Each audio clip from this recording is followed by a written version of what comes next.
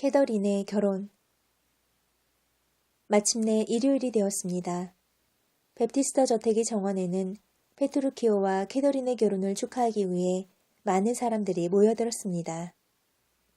그런데 시간이 다 되었는데도 신랑인 페트루키오가 나타나지 않았습니다. 큰일이군. 이렇게 많은 사람들이 모였는데 이 친구가 끝까지 나타나지 않으면 어떻게 하지? 괜히 망신만 당하는 게 아닐까? 그러나 더욱 안달이 난 것은 캐더린이었습니다. 싫다는데도 아버지 마음대로 결정을 하시던 이게 뭐예요? 앞으로 어떻게 사람들 앞에 얼굴을 들고 다니죠? 모두들 나를 보고 놀려댈 텐데. 안절부절 못하고 있던 캐더린이 마침내 울음을 터뜨리고 말았습니다.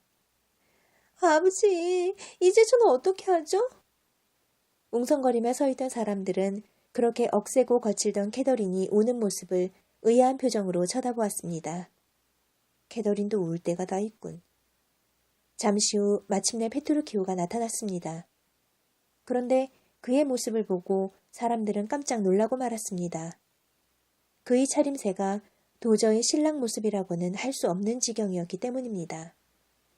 사람들은 다시 웅성거리기 시작했습니다. 저거 좀 봐. 이상하게 생긴 모자에다 다 떨어진 조끼. 때가 줄줄 흐르는 바지하며.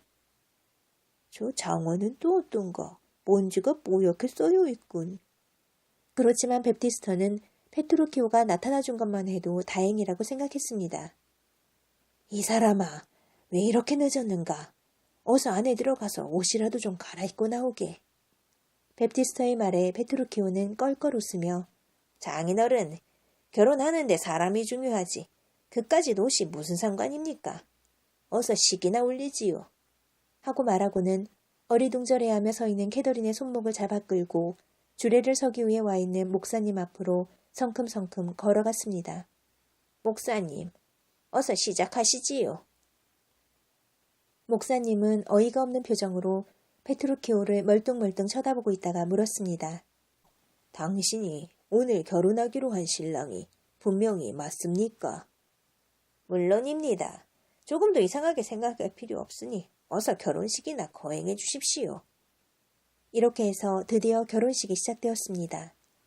목사님은 신랑 신부를 세워놓고 엄숙한 표정으로 말했습니다. 신랑 베트루키오는 캐더린을 아내로 맞이하여 죽을 때까지 서로 사랑하며 기쁠 때나 슬플 때나 함께 하겠습니까? 그러자 페트루키오는 온 동네가 다 떠나갈 듯한 큰 소리로 예! 하고 대답했습니다. 그 소리가 얼마나 컸던지 깜짝 놀란 목사님은 손에 들고 있던 성경책을 떨어뜨리고 말았습니다. 그 자리에 모여있던 축하객들이 모두 놀랄 정도였으니 바로 코앞에 서 있던 목사님은 얼마나 놀랐겠습니까? 당황한 목사님은 허리를 굽혀 성경책을 집으려 하다가 페트루키오가 발길로 차는 바람에 그만 뒤로 벌렁 자빠지면서 엉덩방아를 찢고 말았습니다. 너무나도 어처구니 없는 꼴을 당한 목사님은 결혼식이고 뭐고 다 집어치우고 페트루키오의 눈치를 살피며 슬금슬금 꽁무니를 빼려고 했지만 그것마저도 쉽지 않았습니다. 당신 어딜 가려고 그래? 빨리 결혼식을 마칠 생각은 않고 도망을 가면 안 되지. 목사님은 페트루키오의 험상궂은 표정에 질려 벌벌 떨면서 결혼식을 진행할 수밖에 없었습니다. 그러나 페트루키오는 조용하게 서 있지 않고 계속 뭐라고 중얼대는가 하면 몸을 아무렇게나 움직이는 등 제 마음대로였습니다. 사람들은 별 엉뚱하고 우스꽝스러운 결혼식을 다 보겠다는 듯이 어리둥절한 표정을 짓고 있었습니다. 그러나 페듀어시에서 제일 가는 부잣집 딸에다가 소문난 말괄량인 캐더린의 결혼식이라 뭔가 달라도 다른 모양이라고 여기며 재밌다는 듯이 조용히 지켜보았습니다. 억세기로 소문난 캐더린도 상상을 초월하는 페트루키오의 행동을 보며 무서워서 벌벌 떨었습니다. 신부 캐더린은 페트루키오를 남편으로 맞이하여 죽을 때까지 서로 사랑하며 기쁠 때나 슬플 때나 함께 하겠습니까? 그러자 캐더린은 목사님의 질문에 모기 소리처럼 가느다란 목소리로 예 하고 겨우 대답하였습니다. 이윽고 목사님의 성혼성언이 있고 나서 결혼식은 모두 끝났습니다. 베프티스터 저택에서는 축하잔치가 벌어졌습니다. 최고의 부잣집답게 맛있는 음식들이 계속 차려져 나왔으며 악사들은 끊임없이 흥겨운 음악을 연주하였습니다. 베프티스터 씨, 따님의 결혼을 진심으로 축하합니다. 축하드립니다, 베프티스터 어른. 베프티스터는 여러 사람들로부터 축하 인사를 받고 보니 결혼식이야 어떠했든지 간에 기분이 좋았습니다. 자기로서는 가장 큰 고민거리가 해결된 거나 마찬가지였으니까요. 그때 갑자기 페트루키오가 축하객들 앞으로 나오더니 여러분, 저희 두 사람의 결혼을 축하해 주셔서 대단히 감사합니다. 저는 이제 그만 아내를 데리고 집으로 돌아가겠습니다. 여러분들께서는 마음껏 잡수시고 즐거운 시간을 보내시기 바랍니다. 그럼 안녕히들 계십시오. 하고 큰 소리로 말했습니다. 베프티스터는 깜짝 놀라 페트루키오를 붙잡았습니다. 여보게, 사위. 아니, 집으로 가다니. 첫날 밤은 당연히 신부 집에서 보내는 건 아닌가. 오늘 밤은 여기서 지내고 제발 내일 가도록 하게. 캐더린도 깜짝 놀라 페트루키오를 쏘아보며 아니, 그런 법이 어딨어요? 싫어요. 나는 안 갈 테니까 가려거든 당신이나 혼자 가세요. 난 여기 남아있겠어요. 하고 앙탈을 부리듯이 말했습니다. 오, 사랑스러운 아이 아내 케이트. 여기는 우리 집이 아니지 않소. 그렇게 화내지 말고 우리 집으로 갑시다. 페트루키오는 뜻밖에도 부드러운 말투로 캐더린을 달랬습니다. 싫다니까요. 난 절대로 안 갈 테니 마음대로 하세요. 캐더린은 뾰로통한 얼굴로 발을 동동 굴렀습니다. 그러자 페트루키오는 버럭 화를 내면서 남편이 가졌는데 웬 말이 그렇게 많은 거야. 자, 지금 당장 떠나야 해. 하고 소리쳤습니다. 벼락치는 듯한 소리에 깜짝 놀란 캐더린이 채 정신을 차리기도 전에 페트루키오는 캐더린의 손목을 낚아채듯이 잡아 끌었습니다. 아, 아파요. 이거 좀 놔요. 캐더린은 끌려가지 않으려고 발버둥치며 애원했지만 소용이 없었습니다. 페트루키오의 힘이 워낙 억센데다가 당장이라도 잡아먹을 듯이 노려보는 험상궂은 표정에 그만 질려버리고 말았습니다. 어쩔 수 없이 질질 끌려가는 캐더린의 모습을 보며 베프티스터를 비롯한 모든 사람들은 웃음을 터뜨릴 수밖에 없었습니다. 전하이 말괄령이도 저렇게 억센 남편한테는 어쩔 수 없는 모양이구나. 두 사람이 떠나간 뒤 베프티스터 전역에서는 밤늦게까지 흥겨운 잔치가 계속되었습니다. 말괄량이 길들이기. 페트루키오는 지난번에 호텐슈의 집을 방문할 때 타고 왔던 늙고 비쩍 마른 노새에다 캐더린을 태웠습니다. 게다가 좋은 길을 놔두고 일부러 울퉁불퉁하고 험한 길만 골라서 가다가 도중에 비까지 만났습니다. 지쳐버린 늙은 노새가 쓰러져 버리자 캐더린은 질퍽질퍽한 흙탕물 속에 내동댕이 쳐졌습니다. 그러나 캐더린은 남편의 눈치만 살필 뿐 아무 불평도 하지 못했습니다. 이렇게 해서 그들은 드디어 사흘 만에 베로나의 페트루키오 집에 도착했습니다. 두 사람이 집 안으로 들어서자 하인들이 달려와 반갑게 맞이했습니다. 주인님, 이제 오십니까? 마님께서도 함께 오셨군요. 어서 안으로 들어가시지요.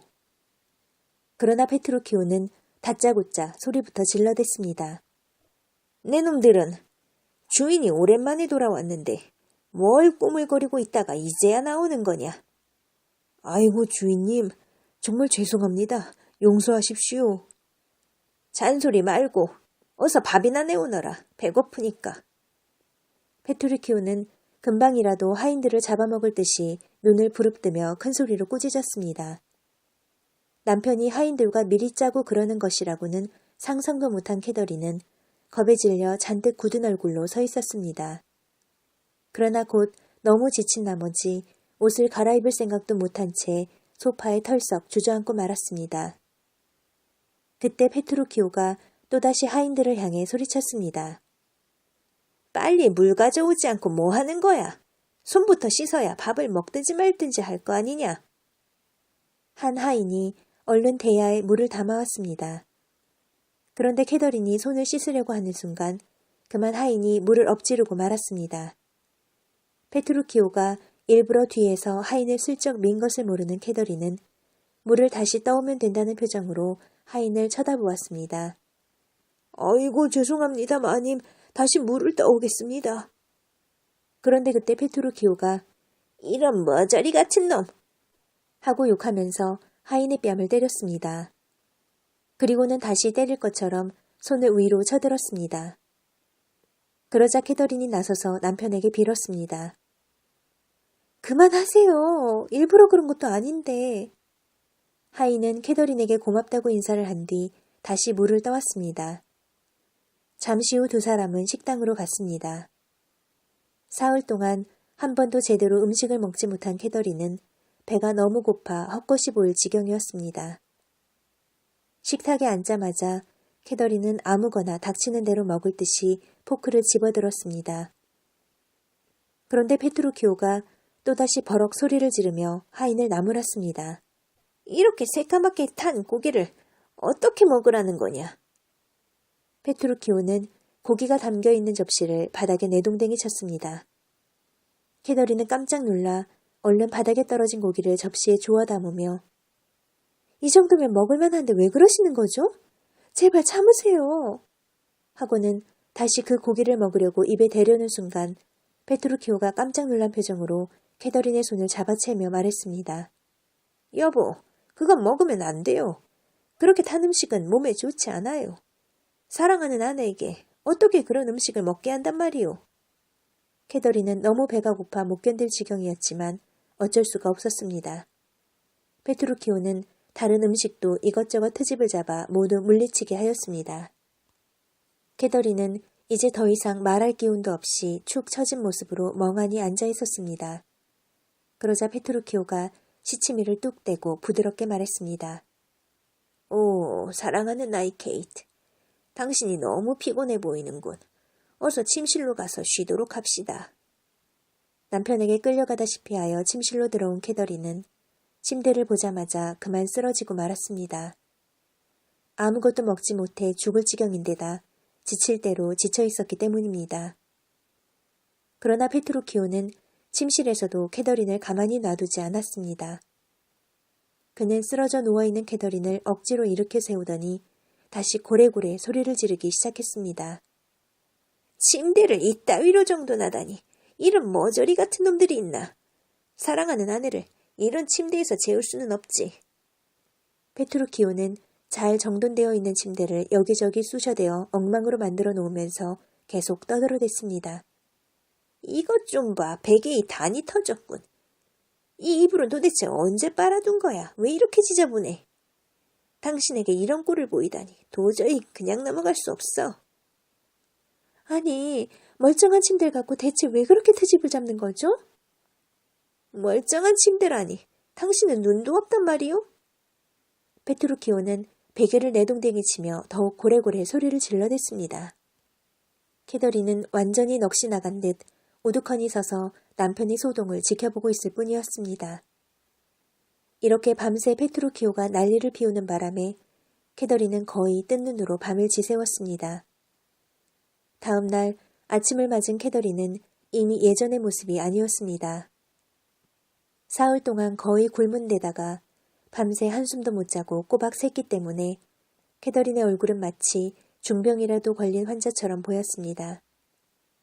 초롱초롱 빛나던 눈빛은 사라지고 누가 조금만 건드려도 금세 쓰러져 버릴 것 같은 몽롱한 그녀의 모습은 누가 봐도 그렇게 기세등등하여 제멋대로 날뛰던 천하의 말괄량이 캐더린이라고는 볼 수 없었습니다. 오, 내 사랑 케이트. 어젯밤엔 잘 잤소? 캐더린이 뜬 눈으로 밤을 지새다시피 했다는 걸 뻔히 알면서 페트루키오는 시치미를 떼고 부드럽게 물었습니다. 캐더린은 이제 말대꾸할 기운도 없었습니다. 그저 멍하니 남편의 얼굴만 쳐다보고 있을 뿐이었습니다. 페트루키오는 가만히 있다가도 캐더린이 깜빡 졸기라도 하면 그 즉시 시끄럽게 굴었습니다. 하인들에게 괜한 트집을 잡아 큰 소리로 호통을 쳐대거나 아무 물건이나 닥치는 대로 집어던지며 씩씩거렸습니다. 배가 너무 고파 온몸의 기운이라고는 전혀 남아있지 않은 캐더린은 페트루키오의 눈을 피해 슬며시 하인을 붙잡고 통사정을 했습니다. 제발 먹을 것 좀 갖다 주게. 배가 고파 죽을 것 같아. 어이구 마님, 그런 말씀 마십시오. 저도 마님께 음식을 좀 갖다 드리고 싶지만 그랬다간 제 목이 달아나는걸요. 내가 죽게 생겼는데 어떡해. 먹다 남은 거라도 좋으니 아무거나 조금만 갖다 주게. 아무리 그러셔도 주인 어른의 허락 없이는 아무것도 갖다 드릴 수 없습니다. 용서하십시오. 캐더린이 아무리 애걸해도 하인은 막무가내였습니다. 그녀는 더 이상 조르지도 못한 채 그 자리에 털썩 주저앉고 말았습니다. 이제는 정말 아무것도 눈에 보이지 않을 정도로 맥이 빠져버렸습니다. 그녀는 자기 신세가 갑자기 왜 이렇게 처량하게 되었는지 그저 한숨만 나올 뿐이었습니다. 그때였습니다. 페트루키오가 고기 요리가 담긴 접시 하나를 손에 들고 들어와서는 캐더린을 걱정스럽게 쳐다보며 물었습니다. 아니, 당신 왜 그렇게 한숨만 쉬고 있는 거요? 뭐가 잘못되기라도 했소? 캐더린은 말할 기운도 없고 또 그럴 기분도 아니었습니다. 그렇게 멍하니 있지 말고 이것 좀 먹어보시오. 내가 당신을 위해 직접 만든 음식이라오. 캐더린은 남편이 또 무슨 일을 벌일지 몰라 아무런 대꾸도 없이 가만히 앉아있기만 했습니다. 남편이 손에 들려있는 접시에서 고기 냄새가 코를 찔러 덥석 받아먹고 싶은 생각이야 굴뚝 같았지만 하도 당하다 보니 이제는 도저히 남편을 믿을 수가 없었습니다. 캐더린이 아무런 반응도 보이지 않자 페트루키오는 잠시 후에 하인을 불렀습니다. 내가 정성을 다해서 손수 만들어 온 음식을 쳐다보지도 않으니 할 수 없군. 이건 도로 가져가도록 해라. 하인이 음식을 막 가져가려는 순간이었습니다. 캐더린이 벌떡 일어나더니 소리쳤습니다.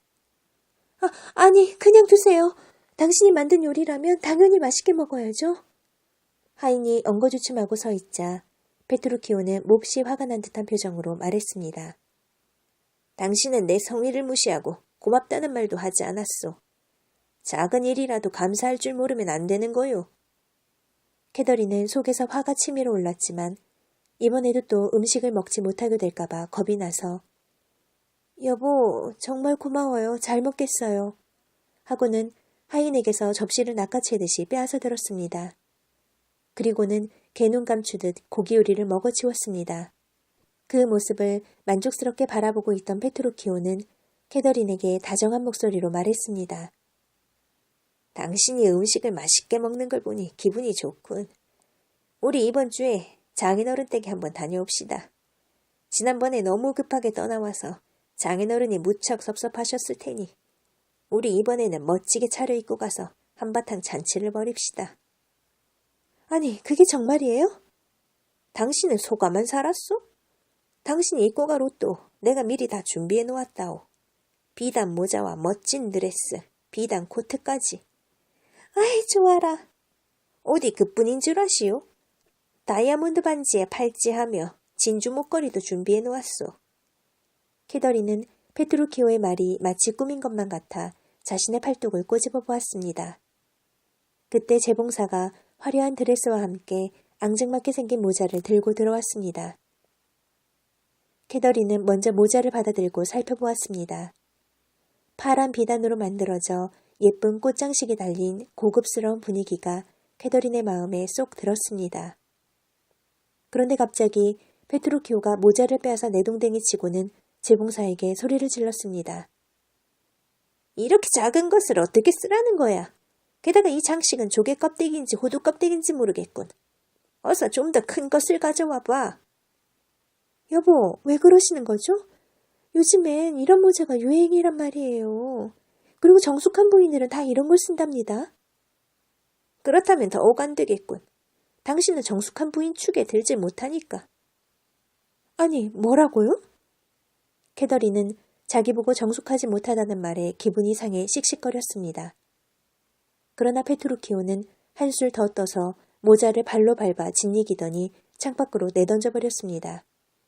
그리고는 멍하니 넋을 잃고 서 있는 재봉사에게서 드레스를 빼앗아 들고 이리저리 살피기 시작했습니다. 아니, 이건 또 뭐야?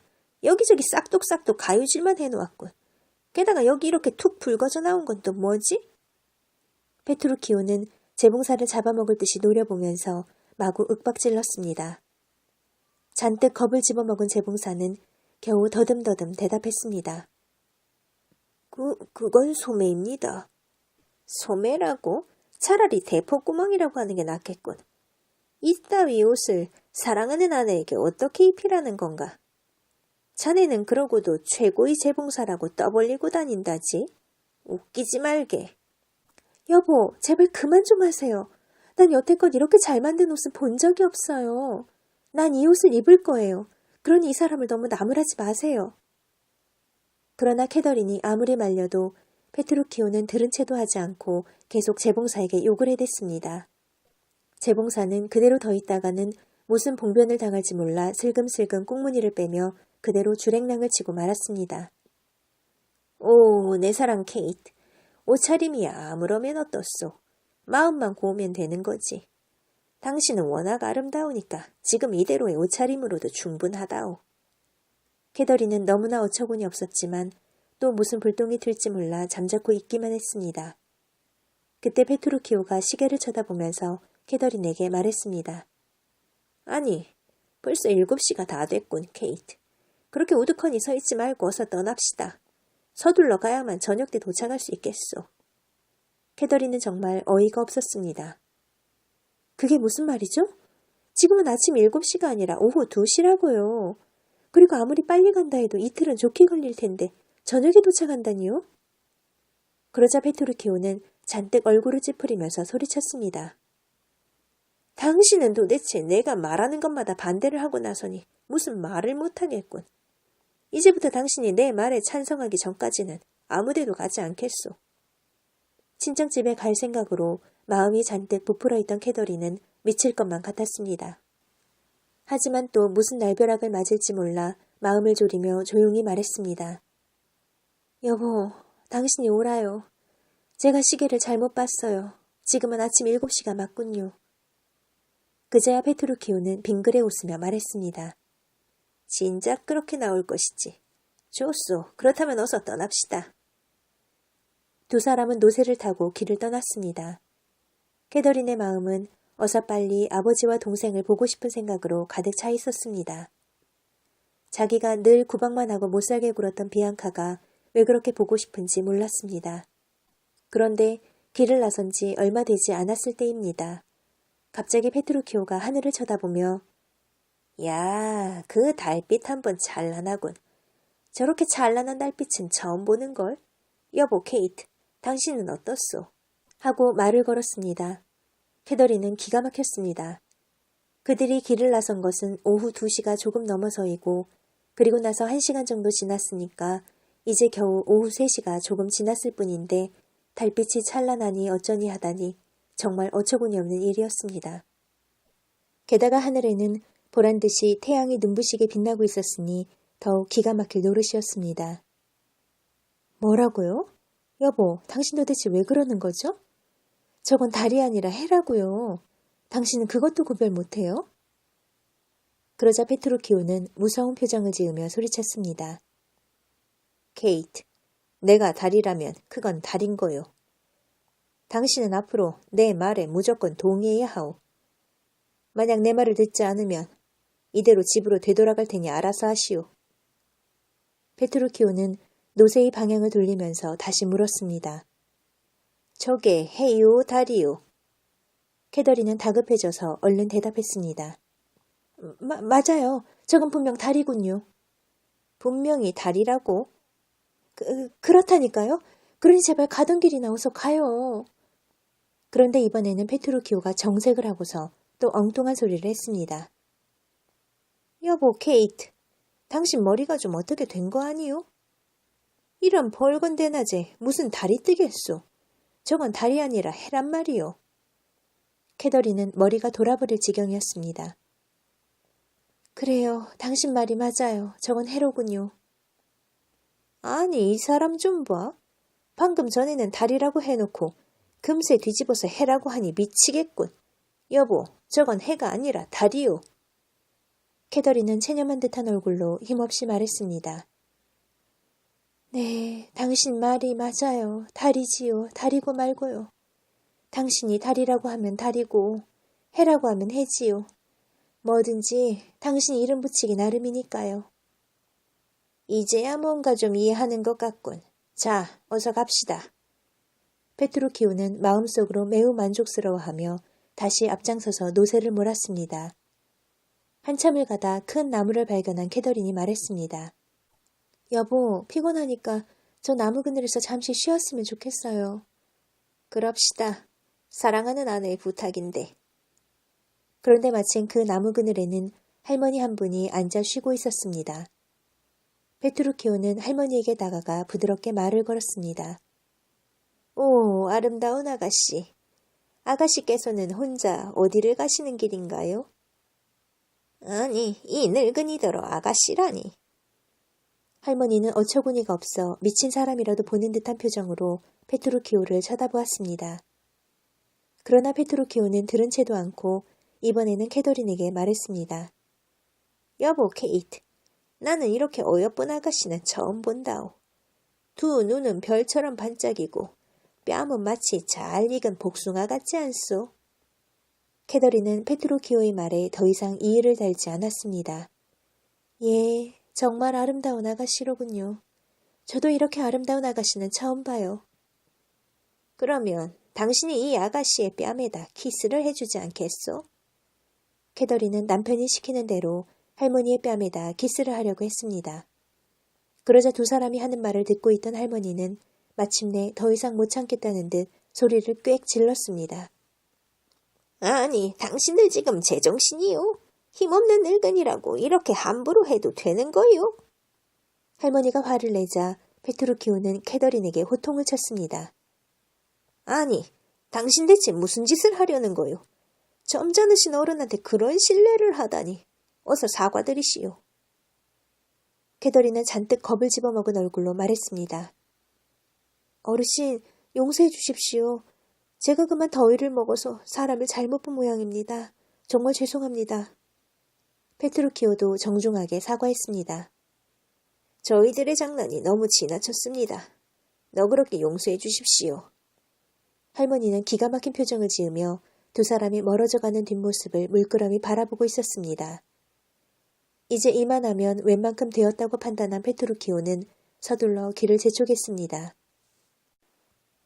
마침내 베티스터 저택에 도착한 두 사람은 베티스터와 비앙카의 따뜻한 환영을 받았습니다.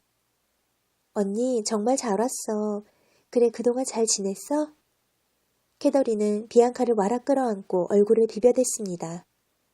그녀의 눈에는 눈물이 글썽거렸습니다. 베티스터도 기분이 좋아 큰 소리로 말했습니다. 페트루키오, 어서 오게나. 캐더린, 너도 잘 지냈겠지? 그렇지 않아도 이번 일요일에 비앙카가 결혼을 하게 되어 연락을 하려던 참이었는데 마침 잘 들어왔구나. 페트루키오가 싱글벙글 웃으며 물었습니다. 정말 잘 됐군요, 비앙카. 축하해요. 그런데 처제처럼 착하고 아름다운 아가씨를 데리고 갈 행운아는 누구죠? 제 가정교사를 하던 루첸쇼라고 형부도 아는 사람이랍니다. 루첸쇼, 그 친구 횡재했군. 그런데 내 친구 호텐쇼가 아주 섭섭해하겠군요. 그러자 베티스터가 말했습니다. 호텐쇼도 좋은 신부감이 있어서 곧 결혼할 거라네.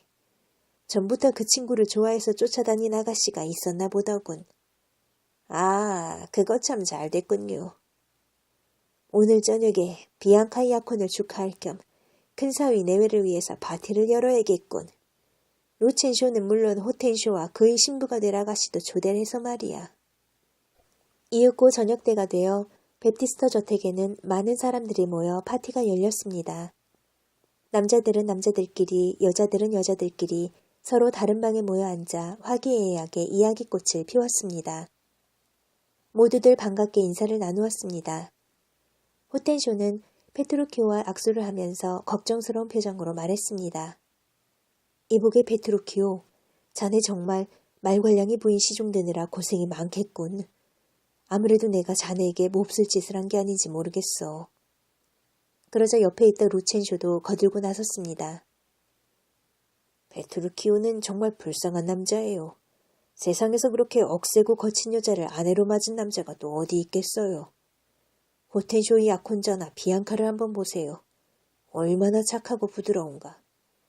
난 베트루키오만 생각하면 눈물이 나오려고 해요. 베프티스터도 웃으며 맞장구를 쳤습니다. 그래. 내 딸이지만 캐더린은 너무 억세지. 나도 두 손 들고 말았으니까. 이야기를 듣고 있던 사람들은 모두 페트로키오를 쳐다보며 깔깔거리고 웃었습니다. 그러나 페트로키오는 전혀 아랑곳하지 않고 차분한 목소리로 말했습니다. 여러분, 그건 여러분께서 잘못 알고 계신 겁니다. 세상에 저처럼 착한 아내를 맞아들인 남자는 없을 겁니다. 제 아내는 저희 말이라면 무조건 긍정하고 따른답니다. 아마 여기 모인 여자분들 중에서 가장 순종적인 사람을 꼽으라면 단연 캐더린일 겁니다. 그러나 사람들은 전혀 믿을 수 없다는 듯 비웃는 얼굴이었습니다. 내 말이 믿기지 않는 모양이군요. 그렇다면 과연 내 말이 맞는지 안 맞는지 내기라도 해볼까요? 페트루키오가 그렇게 말하자 루첸쇼와 호텐쇼는 재미있다는 듯 서로 마주보며 웃었습니다. 그러지 말고 과연 누구의 여자가 가장 순종적인지 시험해보도록 합시다. 하인을 보내 각자의 아내나 약혼자를 불러오게 해서 제일 먼저 달려오는 여자가 가장 착하고 순종적인 것으로 결판을 냅시다. 자, 어떤가요? 페트루키오가 이렇게 정색을 하고 말하자 호텐쇼와 루첸쇼는 누가 먼저랄 것도 없이 좋지, 좋고 말고 하고 자신있게 대답했습니다. 두 사람은 결과가 뻔한 일을 가지고 내기를 거는 페트루키오를 딱하다고 생각했습니다. 먼저 루첸쇼가 하인을 보내 비앙카를 불러오게 했습니다. 그런데 잠시 후 심부름을 갔던 하인이 혼자 돌아왔습니다. 아니, 자네 왜 혼자 오는가? 저 비앙카 아가씨는 지금 한창 재밌는 이야기 중이라 오실 수 없다고 합니다. 뭐라고? 남편 될 사람이 부르는데 바쁘다고 안 오겠단 말이야? 루첸쇼는 창피해서 얼굴이 붉어지고 말았습니다. 게다가 페트루키오가 빈정대듯 놀리는 걸 보니 더욱 할 말이 없었습니다. 이번에는 호텐쇼가 하인을 보냈습니다. 그런데 이번에도 하인은 혼자 돌아왔습니다. 아가씨께서는 남자분들이 장난을 치는 것 같다고 하시며 꼭 볼 일이 있으시면 호텐쇼님들어 그쪽으로 오시라고 했습니다. 뭐? 나보고 그쪽으로 오라고? 호텐쇼도 얼굴이 붉어지고 말았습니다. 그러자 페트루키오는 두 사람을 비웃기라도 하듯 슬쩍 쳐다보고는 하인에게 당당하게 말했습니다. 캐더린 아가씨에게 지금 당장 내가 오라 한다고 가서 전해라. 지금 즉시 말이야. 루첸쇼와 호텐쇼뿐만 아니라 그 자리에 있던 어떤 사람도 캐더린이 금세 달려올 것이라고는 생각하지 않았습니다. 그렇게 착하고 순종적인 아가씨들도 오지 않았는데 하물며 천하의 소문난 말괄량인 캐더린은 더더욱 올 리가 없었으니까요. 그런데 이게 어떻게 된 일입니까? 저만치서 하인보다 먼저 달려오는 캐더린의 모습이 보였습니다. 캐더린이 오고 있잖아. 사람들은 모두 자기 눈을 의심했습니다. 하지만 그들 앞에 나타난 것은 분명 캐더린이었습니다. 캐더린은 남편 앞에 와서 공손하게 말했습니다. 여보, 저를 부르셨나요? 페트루키오는 무척 흐뭇한 표정으로 미소를 가득 머금고 말했습니다. 그래요, 불렀소. 그런데 처제랑 호텐쇼의 약혼자는 왜 불러도 오지 않고 당신만 혼자서 온 거요? 두 사람은 지금 재밌는 얘기를 나누느라 정신이 없답니다. 그럼 당신이 가서 당장 그 두 사람도 데리고 오시오. 안 오겠다면 멱살이라도 잡아서 끌고 와요. 페트루키오의 말이 떨어지기가 무섭게 캐더린은 예, 알았어요, 여보. 조금만 기다리세요. 하고 상냥하게 말하고는 비앙카와 호텐쇼의 약혼녀를 데리러 나갔습니다. 사람들은 도저히 믿기지 않는 일이라고 생각했지만 믿을 수밖에 없었습니다. 바로 자기들의 눈앞에서 벌어진 일이니까요. 베프티스터가 가장 기뻐하며 소리쳤습니다. 캐더린이 저렇게 변하다니 정말 기적이군. 여보게 사위 정말 고맙네. 자넨 역시 대단해. 페트루키오는 의기양양한 얼굴로 말했습니다. 여러분, 이제 보셨죠? 제 아내 캐더린은 이 세상 누구보다도 착하고 남편에게 순종하는 여자랍니다. 그때 막 캐더린이 비앙카와 호텐쇼의 약혼녀를 데리고 들어왔습니다. 페트루키오는 캐더린에게 부드럽게 말했습니다. 여보, 두 분 아가씨에게 앞으로 남편을 어떻게 섬겨야 하는지 자세히 가르쳐 주시오. 그러자 캐더린은 비앙카와 호텐쇼의 약혼녀를 향해 말했습니다. 남편은 절대적인 존재입니다. 남편은 하늘이며 생명이죠. 그러니 남편에게 절대로 찌푸린 얼굴을 보이면 안 됩니다. 남편은 가족들을 위해 폭풍이 몰아치건 비바람이 불건 밤낮이 가리지 않고 일을 하죠.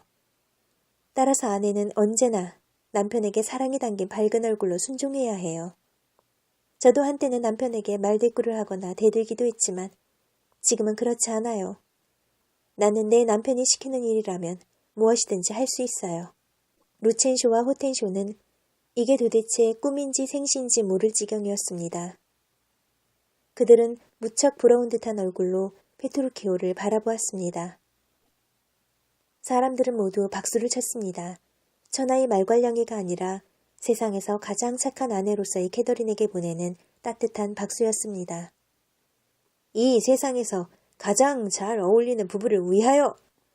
사람들은 다시 페트루키오와 캐더린의 행복을 바라며 축배를 들었습니다. 베프티스터가 흥에 겨워 덩실덩실 춤을 추기 시작했습니다. 페트루키오는 캐더린의 뺨에 다정하게 키스를 하며 말했습니다. 네, 사랑하는 아내 캐더린.